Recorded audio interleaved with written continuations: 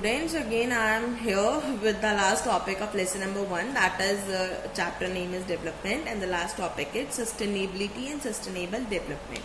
As the name suggests, the sustainability and sustainable development, it means we are talking about the development जो हो गया है उसे sustain कैसे करें, right? So before starting the class, again I request you to join your hands and close your eyes and repeat after me. Thank you God for everything.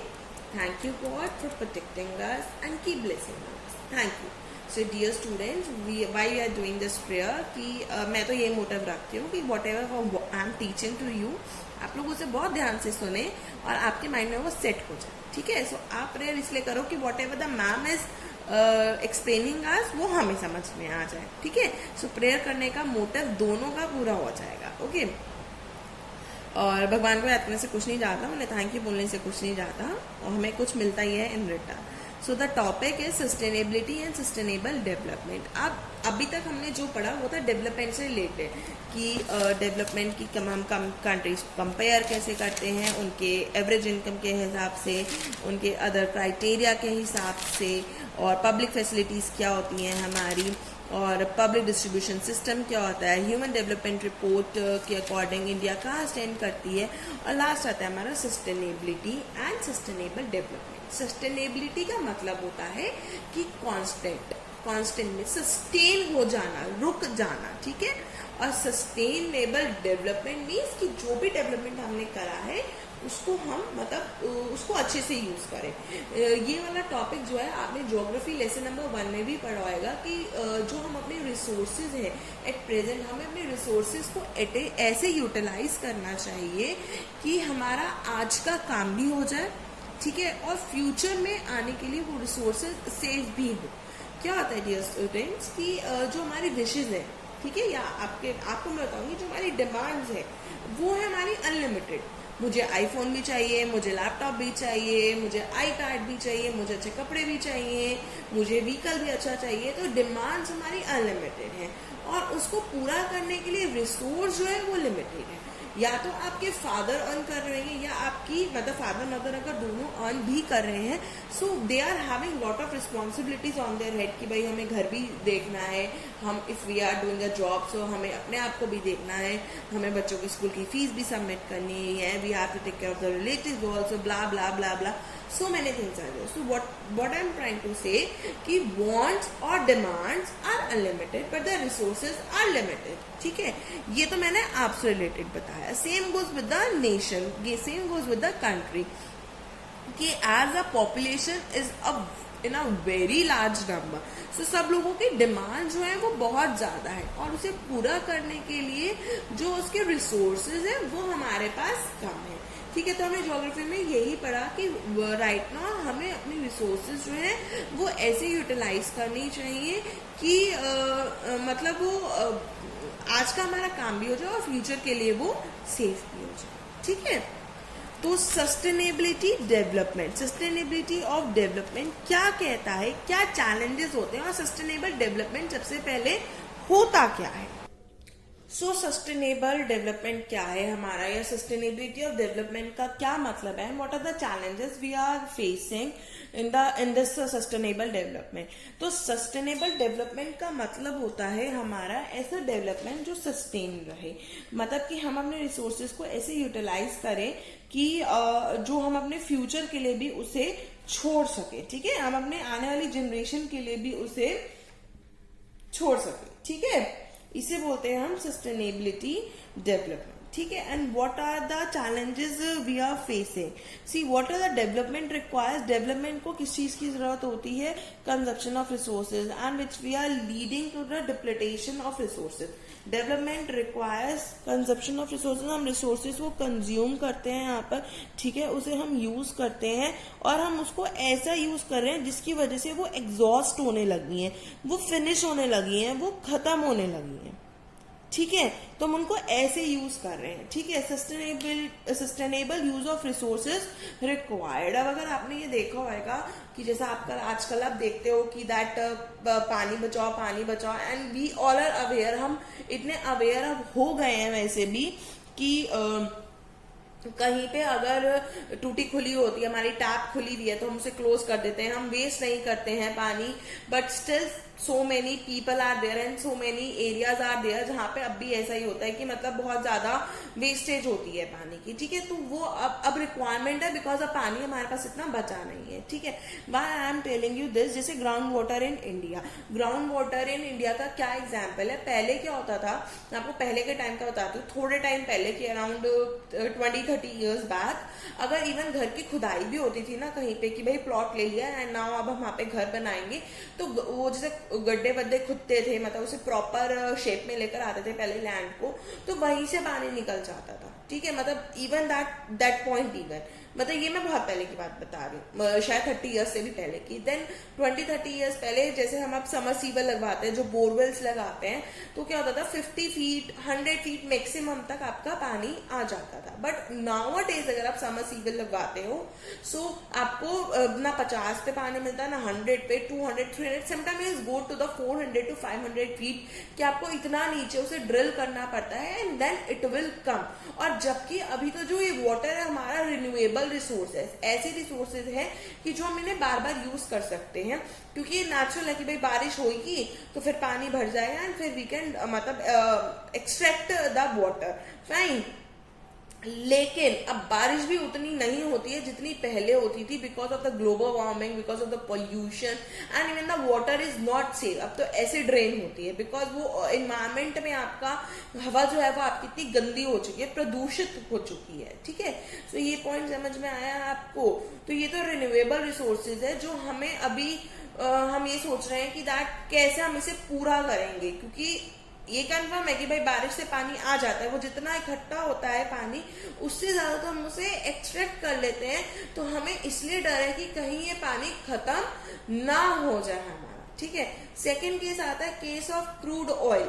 Oil क्या है भाई, ऑयल क्या होता है, ऑयल पेट्रोल ये सब क्या चीजें हैं हमारी सारी, कि आपने एक बार यूज करी, आप घूम कर आए, वो हवा की तरह फुर हो गई, मतलब खत्म हो जाती है वो। ऐसे तो है नहीं कि आप बार बार उसी को यूज करते रहते हो, नहीं होता ना। तो ये तो हमारी नॉन रिन्यूएबल रिसोर्सेज है, ये तो हमें पता है कि हमारी आने वाले 30-40 साल में खत्म हो ही जाएगी and still we are not using it. ये जो अब आपकी सीएनजी गैसेज आने लगी है कि सीएनजी व्हीकल्स ही होंगे, वो इसीलिए तो आई है कि आने वाले 20-30 साल में अगर ये खत्म हो जाएंगी तो क्रूड ऑयल को बनने में लाखों साल लग जाते हैं, लाखों।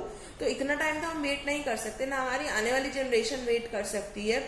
तो तभी सीएनजी गैसेज आने लगी हैं। एवरीवन इज प्रमोटिंग कि भाई साइकिलिंग करो, अपने ये व्हीकल्स छोड़ो, या आप कार पूल करो, बाइक पूल करो, कि मतलब जहाँ 4 यूज हो रही है वहां एक ही यूज हो। तो ये सारी चीजें सिर्फ इसी रीजन की वजह से हैं, because our resources are depleting, खत्म होने वाली है।